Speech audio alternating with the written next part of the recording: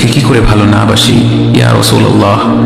যখন আপনি আমাকে ভালোবেসেছেন সেই 1400 বছর আগে, যখন আপনি আমাকে মিস করতেন, আশা করতেন যেন আমার সাথে দেখা করতে পারেন, অথচ তখনও আমি জন্মই হইনি। সেদিন সাহাবীরা আপনার চোখে পানি দেখে বলল, ইয়া রাসূলুল্লাহ, আপনি কাঁদছেন কেন? আপনি বললেন, আমার ভাইদের খুব দেখতে ইচ্ছে করছে। সাহাবীরা বললেন, আমরা কি আপনার ভাই নই ইয়া রাসূলুল্লাহ? আপনি বললেন, না, তোমরা আমার সাহাবী।